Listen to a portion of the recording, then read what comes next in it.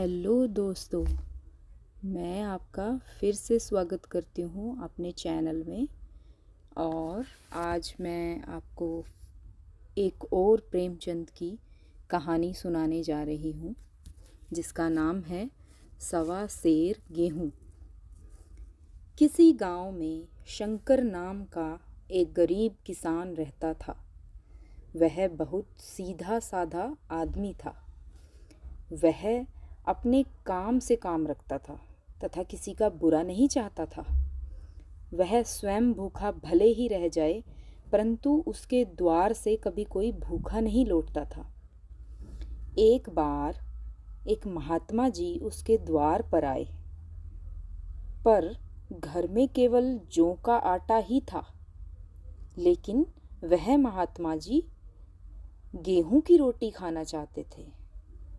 तो महात्मा जी के लिए इधर उधर से गेहूं मांगने शंकर इधर उधर से गेहूं मांगने के लिए गांव में घूमने लगा। और सौभाग्य से गांव के एक ब्राह्मण महाराज से उसे थोड़ा सा गेहूं मिल गया। उसने उनसे सवा सेर गेहूं उधार लिया और स्त्री से कहा कि पीस दो। उसकी पत्नी ने गेहूं पीस दिया और उस आटे से महाराज जी के लिए भोजन बनाया। महाराज जी ने भोजन किया और आशीर्वाद देकर अपनी राह पकड़ ली। ब्राह्मण महाराज किसानों से साल में 2 बार खलिहानी लिया करते थे। शंकर ने दिल में कहा कि इन्हें सवा सेर गेहूं क्या लौटाऊं। उसने पसेरी के बदले कुछ ज्यादा ही दे दिया। सोचा कि ये अपने आप समझ जाएंगे, पर उसे क्या पता था कि उसका सीधापन ही उसे भारी पड़ जाएगा। देखते देखते 7 साल गुजर गए। ब्राह्मण जी ब्राह्मण से महाजन हो गए और शंकर किसान से मजदूर हो गया। क्योंकि छोटा भाई अलग हो गया, खेत आधे रह गए और एक बैल रह गया। एक दिन शंकर मजदूरी करके लौट रहा था तो राह में ब्राह्मण जी ने टोककर कहा, तेरे 7.5 मन गेहूं कब से बाकी पड़े हैं और तू देने का नाम ही नहीं लेता। हजम करके मानेगा क्या? शंकर हैरान होकर बोला, मैंने तो किसी से उधार ही नहीं लिया। तो ब्राह्मण जी ने कहा कि अपनी खराब नीयत के कारण ही तुम मजदूर बने हो। यह कहकर उन्होंने 7 साल पहले लिए हुए सवा सेर गेहूं की याद दिलाई। शंकर ने कहा, मैंने इतनी बार खलिहानी दी, फिर भी यदि तुम कहते हो तो मैं तुम्हें गेहूं तोल देता हूं। इतना गेहूं मैं किसके घर से लाऊंगा? ब्राह्मण ने कहा, जहां से भी लाओ। यहां ना दोगे तो भगवान के घर दोगे। शंकर कांप उठा। बेचारा गरीब अनपढ़ कर भी क्या सकता था? एक तो ऋण और वह भी ब्राह्मण का। फिर भी उसने कहा, यह कोई न्याय नहीं है। तुमने तो राई का पहाड़ बना दिया। ब्राह्मण होकर तुम्हें ऐसा करना नहीं चाहिए। उसी समय तगाजा करके ले लिया होता तो आज मेरे सिर पर इतना बोझ ना होता। मैं तो दे दूंगा, किंतु तुम्हें भी तो भगवान के यहाँ जवाब देना पड़ेगा। तो ब्राह्मण जी ने कहा, वहां का डर तुम्हें होगा, मुझे नहीं है। वहां तो सब अपने ही देवता हैं, ऋषि मुनि सभी तो ब्राह्मण हैं, आप संभाल लेंगे। शंकर, मेरे पास कौन सा रखा है, किसी से मांग कर ही लाऊंगा, तभी दे पाऊंगा। ब्राह्मण जी, मुझे इससे कोई सरोकार नहीं। 7 साल हो गए हैं, अब एक दिन का समय नहीं दूंगा तुम्हें। गेहूं नहीं दे सकते तो दस्तावेज लिख दो। शंकर, मुझे तो देना ही है, चाहे गेहूं ले लो चाहे दस्तावेज। किस हिसाब से दाम रखोगे? हिसाब लगाया गया तो गेहूं के दाम 60 रुपये हुए। 60 रुपये का दस्तावेज लिखा गया। 3 रुपये सैकड़ा सूद। साल भर में न देने पर सूद की दर 3.5 रुपया सैकड़ा होगी। ये दाम रखा गया।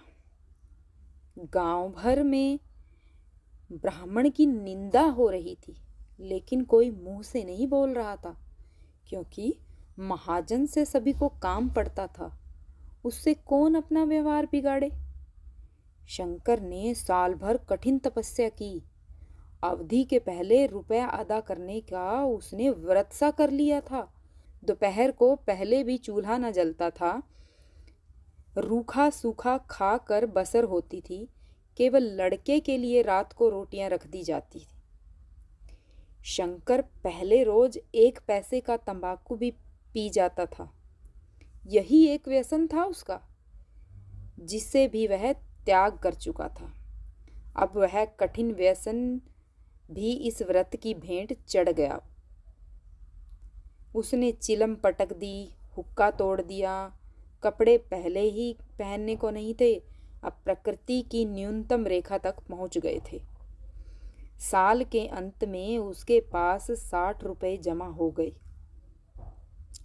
उसने सोचा, पंडित जी को इतने रुपए दूंगा और कहूँगा, महाराज बाकी रुपए भी जल्द ही आपको दे दूंगा। 15 रुपये की तो बात है। उसने रुपए लिए और पंडित जी के चरण कमलों पर अर्पित कर दिए। ब्राह्मण जी, यह तो 60 रुपये ही हैं। शंकर, हाँ महाराज, इतने अभी ले लीजिए, शेष मैं 2-3 महीनों में दे दूंगा। मुझे ऋण मुक्त कर दीजिए। विप्र जी, ऋण मुक्त तो तभी होंगे जब मेरी कोड़ी कोड़ी चुका दोगे। जाकर मेरे 15 रुपये और लाओ। शंकर, महाराज इतनी दया करो, अब सांझ की रोटियों का भी ठिकाना नहीं है। गांव में हूं तो कभी न कभी दे ही दूंगा। विप्र, ब्राह्मण जी, मैं यह रोग नहीं पालता। अगर मेरे रुपए न मिले तो 3.5 सैकड़े रुपए का ब्याज लगेगा। तुम अपने रुपए चाहे अपने घर में रखो, चाहे यहाँ छोड़ जाओ। शंकर, अच्छा, जितना लाया हूँ उतना रख लीजिए।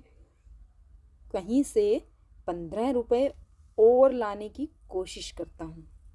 पूरे गांव में घूम लिया। पूरे गांव में घूमने के बाद भी उसे किसी ने रुपए नहीं दिए। इसलिए नहीं कि उस पर किसी को विश्वास न था, बल्कि इसलिए कि कोई भी पंडित जी के शिकार की सहायता करने की हिम्मत नहीं कर सकता था। शंकर का साहस समाप्त हो गया। साल भर इतनी तपस्या करके भी वह ऋण मुक्त न हो सका। उसने सोचा, अब सिर पर ऋण का बोझ लादना ही है तो मन भर या सवा मन भर क्या। उसका उत्साह कमजोर हो गया। उससे मेहनत से घृणा हो गई। आशा रूपी जो संजीवनी शक्ति थी उसके पास, वो भी खत्म हो गई। शंकर आशाहीन होकर उदासीन हो गया। जरूरतें पिशाचनियां बनकर सिर पर सवार हो गई। अब शंकर रुपए जमा नहीं करता था, बल्कि कभी कपड़े लेता, कभी खाने की कोई वस्तु लेता। जहाँ उसे तंबाकू का चस्का था, वहाँ अब गांजा और चरस का चस्का भी लग गया। वह अब काम पर न जाने के तरह तरह के बहाने ढूंढता रहता था। 3 वर्ष बीत गए। ब्राह्मण जी महाराज ने एक बार भी तकाजा न किया। वह चतुर शिकारी थे। एक दिन पंडित जी ने शंकर को बुलाकर हिसाब दिखाया। 60 रुपये जो जमा थे वह घटाकर अब भी शंकर के जिम्मे 120 रुपये निकले। शंकर, इतने रुपए तो अब अगले जन्म में ही दूंगा, इस जन्म तो नहीं हो सकते।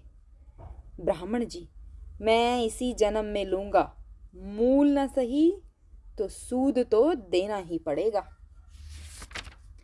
शंकर, एक बैल एवं एक झोपड़ी है, वह ले लीजिए और मेरे पास क्या रखा है। ब्राह्मण जी, इन व्यर्थ की चीज़ों को लेकर मुझे क्या करना है? मुझे तो कुछ और चाहिए।